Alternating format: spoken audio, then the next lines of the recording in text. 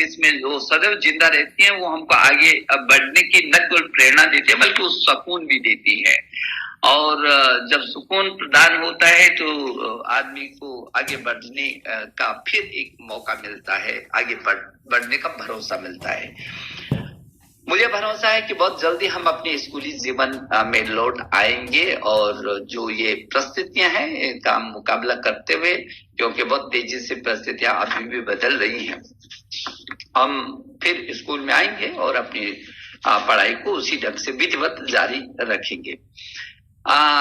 मैं समझता हूं कि जैसे पिछली बार हम लोगों ने माई बुक माई फ्रेंड एक अभियान दिया था, याद होगा आपको। तो मेरा सुझाव आपके लिए ये रहेगा जरूर कि पेन फ्रेंड कल्चर, उस संस्कृति जो चिट्ठी पत्री की संस्कृति होगी, आप अपने मित्र को आप पत्र लिख रहे होंगे, अपनी भावनाओं को व्यक्त कर रहे होंगे, और ऐसे मौके पर जो क्रिएटिव आपने किया होगा, जैसे हमने पिछली बार भी कहा था कि आप कुछ न कुछ विशेष करके आप करेंगे, वो आपने किया भी होगा, कर भी रहे होंगे, तो अपने मित्रों के साथ जरूर आप उसको बांट रहे होंगे। और जब ये लेखन, जो पत्र लेखन का जो आपका होगा, वो आपकी भविष्य के लिए बहुत बड़ी ताकत बनेगा। अभी कुछ दिन पहले हमारे प्रधानमंत्री जी को एक छात्र ने पत्र लिखा और हमको भी बहुत सारे इस तरीके के पत्र आए, जब उस छात्र ने कहा कि इस कोविड के संकट के दौरान मेरी माँ ने मुझको सिलाई कढ़ाई के अनुपम वो सिखलाए हैं, और अब मुझे बहुत खुशी है कि मैं कुछ ऐसी चीजें कर पा रहा हूँ जो मैं कभी सोच भी नहीं सकता था। तो ऐसे भिन्न भिन्न आर्ट में, पेंटिंग हो, चाहे वो क्रिएटिव तमाम प्रकार के लेखन से, कहानियां लिखने से लेकर के कार्टून तक, और आपने भिन्न भिन्न क्षेत्र में बहुत अच्छे तरीके से प्रयोगात्मक जो विज्ञान के अपने घर की वस्तुओं पर जोड़ करके आपने कई प्रकार के प्रयोग भी किए। मुझे बहुत खुशी है जब मैं आप मुझसे संवाद करते हैं तो मेरा भरोसा और बढ़ जाता है कि नहीं, मेरे देश के पास, मेरे भावी पीढ़ी में इतनी क्षमता है, प्रतिभा है, और हर समस्या में समाधान करने का रास्ता है, और उसमें वो विजन है। तो मुझे लगता है कि ये जो पत्र आप लिखेंगे, ये ऐतिहासिक विरासत और परिवर्तन के साक्षी भी भविष्य में बन सकते हैं। मुझे भरोसा है कि आप इस समय का अच्छा सा उपयोग कर रहे होंगे। हमारे प्रधानमंत्री जी ने जब पढ़ने की आदत को बनाए रखना चाहिए, आपको याद होगा जब वो हमारे साथ कभी परीक्षा पर चर्चा पे मिल जाते हैं, कभी हैकाथॉन में मिल जाते हैं, कभी ध्रुव तारे में मिल जाते हैं। हमारे देश के प्रधानमंत्री जी श्री नरेंद्र मोदी जी का हमसे बेहद लगाव है, और वो ये महसूस करते हैं कि नहीं, हमारी जो आगे की जो नया भारत है, उस नए भारत के शिल्पी हैं आप। जो 21वीं सदी का स्वर्णिम भारत है, उसके आप शिल्पी हैं, और इसलिए वो कहते हैं कि पढ़ने से बड़ा कोई आनंद नहीं है और ज्ञान से बड़ी कोई ताकत नहीं है। जब आप पढ़ेंगे, रीड करेंगे तो देश को लीड करेंगे, आप रीड करेंगे तो देश को लीड करेंगे। मुझे भरोसा है कि हमारे प्रधानमंत्री जी का जो ये वाक्य है, हम हमेशा मन में संजो करके रख रहे होंगे। जैसे आपने जन्मदिन के समय, पीछे के समय हमने कहा था कि एक पेड़, जब आप अपने जन्मदिन को मनाते हैं तो एक पेड़ का जरूर रोपण आप करेंगे।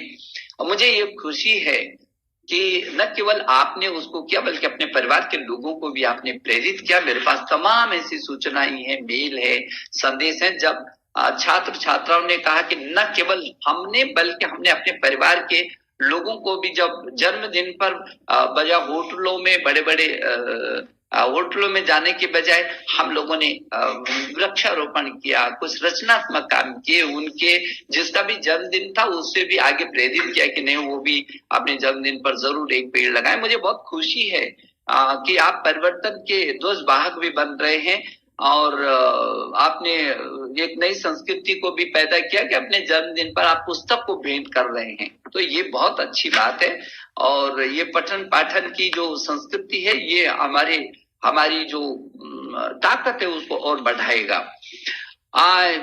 कुछ राज्यों ने पीछे के समय जब हमने राज्यों पर इस बात को छोड़ा था और अब बार बार आप पूछ रहे थे कि कब स्कूल खुलेंगे, और देश के विभिन्न राज्य, ये देश 130 करोड़ लोगों का देश आप समझ सकते हैं, और इस देश ये दुनिया का सबसे बड़े लोकतांत्रिक देश है। ऐसे में हमने सभी राज्यों के मुख्यमंत्री जी से ये अनुरोध किया था कि वो अपने राज्य की परिस्थितियों को देखते हुए वो अपने स्कूलों को खोलें। पीछे के समय में 17 राज्यों ने अपने स्कूलों को खोला है। हालांकि अभी छात्र संख्या बहुत कम जा रही है, लेकिन जैसे जैसे परिस्थितियां होंगी वैसे वैसे वो आगे बढ़ेंगे, क्योंकि हमारे सामने आपकी सुरक्षा और आपकी शिक्षा ये दोनों बहुत जरूरी है। आपकी सुरक्षा पहले और आपकी शिक्षा फिर उसके साथ चट्टान की तरह खड़ी रहे। और इसलिए जो अध्ययन, सीखने और सिखाने की जो ये लॉकडाउन के दौरान की जो ये प्रक्रिया में थोड़ा सा व्यवधान आया है, मुझे भरोसा है कि बहुत जल्दी ये व्यवधान दूर होगा। लेकिन आपका जो उत्साह है, जो आत्मनिर्भर भारत अभियान के तहत तो पीएम ई विद्या जैसे व्यापक पहल जो शुरू हुई है, और डिजिटल के माध्यम से, ऑनलाइन और रेडियो के माध्यम से के मदद से 33 करोड़ छात्र छात्राओं तक जो पाठ्यक्रम को सुनिश्चित करने की कोशिश की है, ये दुनिया में अपने आप में बहुत बड़ा कदम है। क्योंकि इस देश की यदि आप देखेंगे तो 1000 से अधिक यहाँ विश्वविद्यालय हैं, 45,000 से अधिक डिग्री कॉलेज हैं, 1 करोड़ 9-10 लाख अध्यापक हैं, और 15 लाख से भी अधिक इस देश में स्कूल है। और यदि छात्रों की संख्या को मैं कहूंगा तो जितनी कुल आबादी अमेरिका की नहीं, उससे भी ज्यादा 33 करोड़ से भी अधिक इस देश में छात्र छात्रा हैं। आप समझ सकते हैं कि दुनिया का कितना बड़ा विस्तार लिए हमारा देश है। और इसीलिए हमने स्वयं है, दीक्षा है, स्वयं प्रभा है, तमाम IIT पाल, शिक्षा वाणी, पॉडकास्ट और साइन लैंग्वेज जैसे विभिन्न कार्यक्रमों को आप तक पहुंचाने की कोशिश की है। और प्रज्ञाता गाइडलाइन के माध्यम से समय समय पर विभिन्न निर्देश भी लगातार स्कूलों को जाते रहे, जो आप तक आते रहे हैं। मुझे इस बात की खुशी है कि CBSE द्वारा जो आयोजित 10वीं कक्षा की जो परीक्षा हुई, उसमें 91% छात्रों ने सफलता अर्जित की है ऐसे समय में भी। और इस परीक्षा में कुल 17,50,000 छात्र बैठे थे, और जिसमें 16 लाख से भी अधिक छात्र उत्तीर्ण हुए हैं। 13 छात्रों ने 10वीं की परीक्षा में 500 अंकों में से 499 अंकों तक लेकर के टॉप किया। कितनी बड़ी बात है, 13 छात्र जो 500 में से 499 अंक उन्होंने प्राप्त किए हैं। केंद्रीय विद्यालय संगठन के 99% से अधिक छात्र छात्रा इस परीक्षा में उत्तीर्ण हुए हैं। उनको भी मैं बधाई देना चाहता हूं, और CBSE को भी मैं बधाई देना चाहता हूं। जो सफलता का शानदार प्रदर्शन आपने किया है, और CBSE की 21वीं जो 12वीं की जो क्लास है उसका रिजल्ट भी अद्भुत था। 12 लाख छात्रों में से 10,50,000 से अधिक उत्तीर्ण हुए, और छात्रों की सफलता का प्रतिशत पिछले वर्ष के मुकाबले 5.38% ज्यादा रहा। ये बहुत बड़ी बात है कि कोविड के इस दौरान भी आप लोगों ने जिस तरीके से, जिस हौसले के साथ अपनी परीक्षाओं को दिया है, वो अद्भुत है। त्रिवेंद्रम, बेंगलुरु और चेन्नई जैसे क्षेत्र में छात्रों ने इन परीक्षाओं में जिस तरीके का अच्छा प्रदर्शन किया है, मैं उन सभी छात्रों को बहुत बधाई देना चाहता हूँ, मैं शुभकामना देना चाहता हूँ।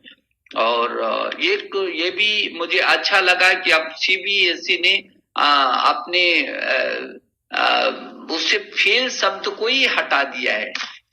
परीक्षण प्रक्रिया से फेल शब्द को हटा दिया है। अब कोई फेल नहीं होगा, लेकिन उसकी प्रतिस्पर्धा और आगे तेजी से बढ़ेगी, और किस ढंग से उसकी आगे बढ़ेंगे, किस तरीके से उसको अब नई चुनौतियों का मुकाबला करना है, आपके लिए बड़ा मैदान खाली है। परीक्षा से जुड़े जो मानसिक और भावनात्मक तनाव दूर करने की दृष्टि से भी ये बहुत अहम कदम हम लोगों ने उठाए हैं। और सीबीएसई की जो 2021 की बोर्ड परीक्षाओं के लिए उसको 30% इस पाठ्यक्रम को भी सीबीएसई ने कम किया है।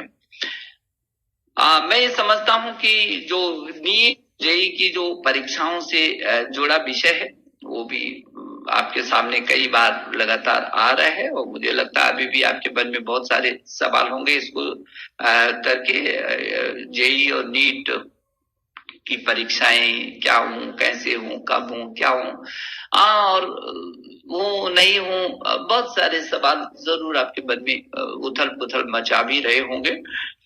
लेकिन मुझे इस बात की खुशी है कि हमने जेईई की समय पर परीक्षा दी, आपके वर्ष को खराब नहीं होने दिया। जेईई एडवांस के समय पर परीक्षा की, और नीट की भी समय पर। और नीट दुनिया का इस कोरोना काल की सबसे बड़ी परीक्षा साबित हुई है, और बहुत सावधानी पूर्वक बहुत अच्छे तरीके से हुआ। और आप सबको मालूम है कि जब जेईई और नीट की परीक्षा हमने करवाई थी तो उसके बाद जिन राज्यों में चुनाव हुए हैं, विशेष करके जो बिहार में जो आम चुनाव हुआ था विधानसभाओं का, उसमें चुनाव आयोग ने बाकायदा जेईई और नीट में जिस तरीके से व्यवस्था की गई उसका उदाहरण लेते हुए उस चुनाव को कराया था, और वो भी सफलतम चुनाव हुआ था, जो करोड़ों लोगों ने अपने मतदान को उपयोग किया था। ये छोटी बात नहीं, पूरी दुनिया के लिए एक देखने लायक बात है, एक समझने वाली बात है, जो हमारे प्रधानमंत्री जी की इच्छा शक्ति को प्रदर्शित करती है। जो नीट का एग्जाम है, जो पिछले वर्ष के मुकाबले इस वर्ष 5.14% अधिक बच्चों ने रजिस्ट्रेशन करवाया, ये भी अपने में रिकॉर्ड है। और जो वैयक्तिक दूरियां और सुरक्षा की दृष्टि से छात्रों ने की है, उसमें हमने परीक्षा केंद्रों को जरूर बढ़ाया था।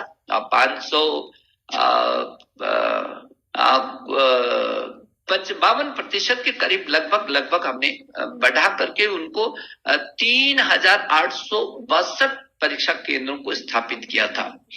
तो उसको हमने 52% इसलिए बढ़ाया ताकि जो सुरक्षा के दृष्टि से दूरियां वो हों, और क्योंकि हमारे लिए आपकी सुरक्षा सर्वाधिक महत्वपूर्ण थी।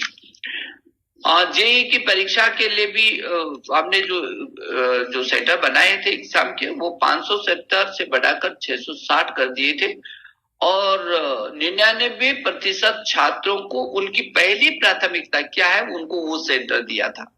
ये भी पहली बार हुआ, और एक बार नहीं, दो बार नहीं, 3 बार। यदि उसको चेंज करना पड़ा तो अंतिम क्षण तक भी ऐसे अवसर आए। ये भी पहली बार हुआ जब इतने ज्यादा केंद्र के, पहली बार हुआ जब उनको दोबारा मौका मिला, पहली बार हुआ जब 99% छात्रों को जहां वो अपना केंद्र चाहते थे उनको उनके अनुरूप केंद्र मिला, उनके जो निकटस्थ केंद्र था।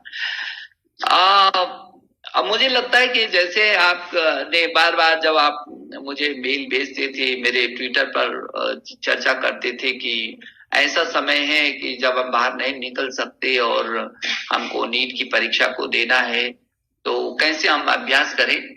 तो मैं एमटीए के डीजी को भी इस अवसर पर बधाई और धन्यवाद देना चाहता हूं कि उन्होंने नेशनल टेस्टिंग ऐप, एक नया ऐसा ऐप बनाया था जिसपे आप लाखों छात्रों ने अपनी परीक्षा को स्वयं लिया था, और उसी का परिणाम था कि आप में आत्मबल बना। आपके घर पर ही पूरा ऐसा केंद्र दे दिया था आपके मोबाइल पर, जब आपको इस बात का गर्व होगा और आपको आत्मविश्वास हुआ होगा कि हाँ, जो परीक्षा आपने दी है वो कितना सहायक आपके लिए साबित हुआ है।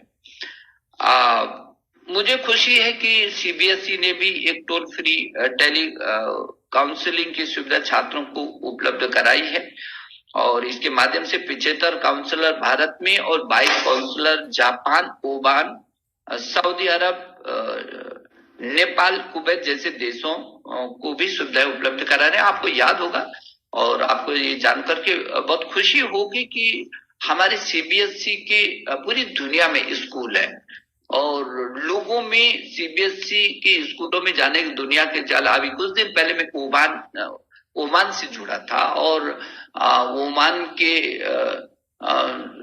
शिक्षा मंत्री और सब लोगों ने इस बात को कहा कि ये जो सीबीएसई का जो पाठ्यक्रम है उसमें उत्कृष्टता है। वहाँ दर्जनों स्कूल हैं और मैं समझता हूँ कि बहुत सारे देश में लगभग 27-28 देशों में ये स्कूल है सीबीएसई के।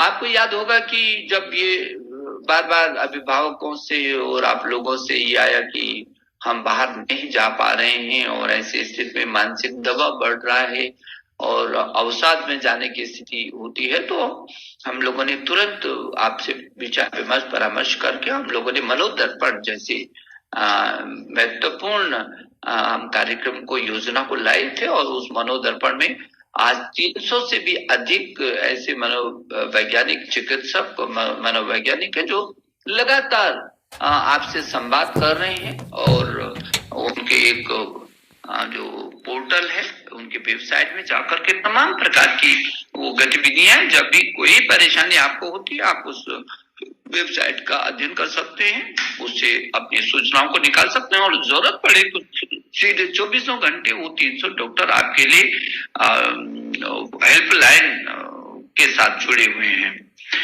आपको ये भी जानकर के खुशी होगी कि जब पूरी दुनिया संकट से गुजर रही थी कोविड के और अभी भी उस संकट से उभरी नहीं है, ऐसे वक्त में हमारे देश में एक वरदान के रूप में नई शिक्षा नीति का उदय हुआ है। ऐसी राष्ट्रीय शिक्षा नीति 2020 जिसका पूरी दुनिया ने, पूरे देश ने बहुत उत्सव के साथ उसको स्वीकार किया है और आप सबको पता है कि ये दुनिया का सबसे बड़ा नवाचार था, सबसे बड़ा नवाचार था जो ग्राम प्रधान से लेकर के आदरणीय प्रधानमंत्री जी तक जो परामर्श हुआ हो, छात्र से लेकर अभिभावक तक परामर्श हुआ हो, विश्वविद्यालय के कुलपति से लेकर के और अध्यापक तक हुआ हो। और मैं समझता हूं कि इसकी प्रशंसा देश ने जहां चौतरफा इस नई शिक्षा नीति की प्रशंसा हुई है, चाहे वो वैज्ञानिक हो, चाहे विशेषज्ञ हो, चाहे कोई संस्थाएं हो, ग्राम सभा से लेकर के पार्लियामेंट तक उसमें बहस हो और उसके बाद भी उसको पब्लिक डोमेन में डाल करके 2 लाख से भी अधिक उस पर सुझाव मिलते हों और एक एक सुझाव का विश्लेषण करने के बाद वो शिक्षा नीति बनती हो जो इस देश के प्रख्यात वैज्ञानिक कस्तूरी रंगन जी की अध्यक्षता में हुआ, जो पद्मश्री, पद्म भूषण, पद्म विभूषण और इसरो के पूर्व अध्यक्ष रहे हैं। और इसकी आज पूरी दुनिया के देश अब ये कह रहे हैं कि हम इस नई शिक्षा नीति को, भारत की नीति को अपने देश में लागू करना चाहते हैं। अभी आपको कुछ ही दिन पहले कैम्ब्रिज विश्वविद्यालय ने इसकी बहुत प्रशंसा की और कहा कि जो भारत ज्ञान का केंद्र था पहले, उन्होंने इस बात के लिए शिक्षा मंत्रालय को, हमारे प्रधानमंत्री जी को बधाई दी है कि फिर भारत को जो उसकी जो पूरे विश्व में जो भारत गुरु था, उस भारत के गुरुत्व का पुनरुद्धार इस नई शिक्षा नीति में देखने को मिल रहा है। छोटी बात नहीं, बहुत बड़ी बात है। और अभी कल ही मैं जब यूएई के शिक्षा मंत्री जी से मिला, संयुक्त अरब अमीरात के शिक्षा मंत्री जी ने, जिनके साथ 1-1.5 घंटा हमारी वर्चुअल मीटिंग हुई, बहुत प्रशंसा इस नई शिक्षा नीति की है और बहुत सारी चीजों पर दोनों देश किस तरीके से हम और शिक्षा को और सुदृढ़ कर सकते हैं, उस दिशा में उन्होंने अपेक्षा की कि क्या क्या आगे हो सकता है। तो मैं समझता हूं कि जो नई शिक्षा नीति है, ये नई शिक्षा नीति आपके लिए तमाम अवसरों को लेके आई है, व्यापक परिवर्तन और व्यापक सुधारों के साथ आई है। इस नई शिक्षा नीति ये जो आपके भविष्य का विजन डॉक्यूमेंट है और ये जो अभी मैं चर्चा कर रहा था कि मेरे देश के प्रधानमंत्री जी ने जो 21वीं सदी का जो स्वर्णिम भारत की बात की है, ऐसा भारत जो स्वच्छ भारत हो, सुंदर भारत हो, स्वस्थ भारत हो, सशक्त भारत हो, आत्मनिर्भर भारत हो, श्रेष्ठ भारत हो। उस श्रेष्ठ भारत की, उस स्वर्णिम भारत की आधारशिला ये नई शिक्षा नीति बनकर के आई है। मुझे भरोसा है कि ये नई शिक्षा नीति आपको विकल्प भी देगी और अवसर भी देगी। इसकी मदद से आप रिफॉर्म करेंगे, ट्रांसफॉर्म करेंगे और परफॉर्म भी करेंगे। और ये जो शिक्षा नीति है ये सामान्य नहीं, ये नेशनल भी है, ये इंटरनेशनल भी है, इम्पैक्टफुल भी है, इंटरैक्टिव भी है, इंक्लूसिव भी है, इनोवेटिव भी है, और ये इक्विटी, क्वालिटी और एक्सेस की आधारशिला पर है। और इसीलिए पूरी दुनिया को बहुत अच्छा उत्साह इस शिक्षा नीति को लेकर का है। ये भारत केंद्रित भी है, ये जीवन मूल्यों से जुड़ी भी है। आज दुनिया आज जिस संकट से होकर के गुजर रही है उसमें आप उनको लगता है, महसूस होता है कि नहीं, भारत की जो जीवन मूल्यों से जुड़ी शिक्षा थी, जिसमें ज्ञान, विज्ञान, अनुसंधान, नवाचार भी था, लेकिन उसकी मूल रीढ़ जीवन मूल्यों की शिक्षा होती थी, वो फिर भारत केंद्रित नई शिक्षा नीति नए बदलावों के साथ आपके सामने आई है।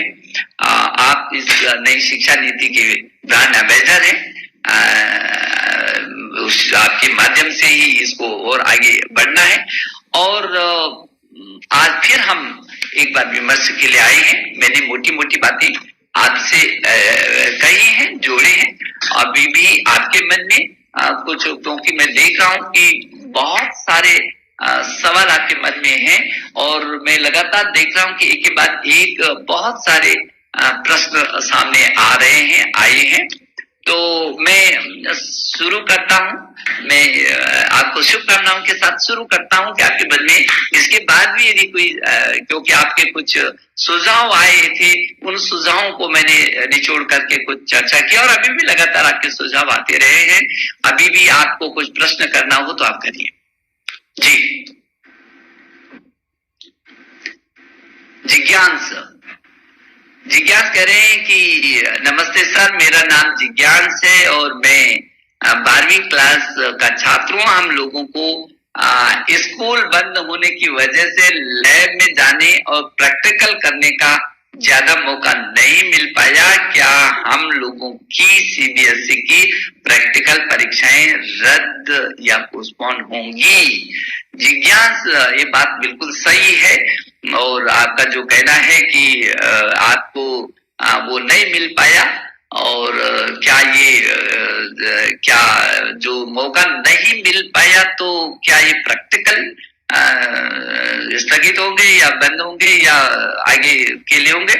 मैं आपको कहना चाहता हूं जिज्ञास की जो सीबीएसई का जो बोर्ड है उसमें जो प्रैक्टिकल होते हैं वो स्कूली स्तर पर होते हैं, और इसलिए यदि ऐसा लगेगा कि संभावनाएं नहीं दिखेंगी कि आप अपने लैब में जा पा रहे हैं और प्रैक्टिकल कर पा रहे हैं, वैसे तो मुझे भरोसा है कि आगे आने वाले समय में परिस्थितियां अनुरूप होंगी, अनुकूल होंगी। लेकिन यदि ऐसा लगेगा कि अभी भी परिस्थितियां अनुरूप नहीं हो रही, अनुकूल नहीं हो रही है, तो उसके बारे में विचार किया जाएगा। आपका प्रश्न बिल्कुल जायज है कि यदि लैब में प्रैक्टिकल नहीं होगा, अभ्यास नहीं होगा, तो परीक्षाएं कैसे करके दी जाएंगी। तो इस दिशा में निश्चित रूप में जो आपका सुझाव है बहुत महत्वपूर्ण सुझाव है, उस सुझाव पर हम लोग विचार करेंगे। जी, दूसरा प्रश्न अविषम आप कह रहे हैं कि यदि हम प्रतियोगी परीक्षा से 10 से 20% पाठ्यक्रम को हटा दें और शेष पाठ्यक्रम पूरा करने के लिए छात्रों को कुछ अतिरिक्त समय दें तो यह सबसे बड़ा अच्छा काम होगा, और परीक्षा रद्द नहीं करें लेकिन छात्रों को अतिरिक्त समय दें। विषम, आपकी बिल्कुल सही बात है और आपने जो कहा है कि 10 से 20% उसको कम कर दें और थोड़ा सा समय बढ़ा दें। आपका जो विचार है बिल्कुल सही है और आपको मालूम है कि कुछ तो अभी 10 से 20% क्या, सीबीएसई ने तो 30% तक अपने पाठ्यक्रम को कम किया है, और आपने कहा है कि आगे समय थोड़ा सा और मौका मिलना चाहिए। यदि ऐसी ही परिस्थिति रही आपको याद होगा कि पिछली बार हमको एक बार, दो बार, तीन बार परिस्थिति जनित निर्णय लेने पड़े थे। कब तो परीक्षा होती थी और परीक्षा के बाद फिर पीछे गए, हम लोग इस आशा में रहे कि अब होता है तब होता है, और हमने 2 बार या 3 बार लगभग उन तिथियों को परिवर्तित किया है और वो वक्त आपको मिला है। यदि ऐसी कभी ऐसी परिस्थिति होगी कि आपको समय चाहिए, उस समय का विस्तार करना है, तो उन परिस्थितियों पर निर्भर करेगा। लेकिन आपकी बिल्कुल जो बात है वो सही है, और आप जैसे बहुत सारे, कम से कम जो आपने इच्छा व्यक्त की है, मैं देख रहा हूं जो मेरे को सुझाव है उसमें भी बहुत सारे लोगों के सुझाव आए हैं जो आपने सुझाव दिए। जी प्रियांशु, प्रियांशु कह रहे हैं कि हमारे सिलेबस से हटाए गए चैप्टर्स को लेकर के छात्रों और हमारे शिक्षकों के बीच अभी भी काफी संदेह भ्रम बना हुआ है। क्या हटाए गए चैप्टर्स के विषय में पृष्ठ संख्या के साथ साथ एक डिटेल हमें वीडियो और पीडीएफ के माध्यम से जानकारी प्राप्त हो सकती है? प्रियांशु, आपने जो प्रश्न किया है वो प्रश्न कई और छात्रों का भी है, और मुझे लगता है और कुछ छात्रों ने ये भी कहा, जब ये प्रश्न आए तो बहुत सारे छात्रों ने ये कहा कि नहीं, हमारे स्कूल ने उस जानकारी हमको प्राप्त प्रदान कर दी है। ये जो सीबीएसई का बोर्ड है, इसकी आप यदि साइट पर जाएंगे तो उनकी वेबसाइट पर आपको सब कुछ मिल जाएगा।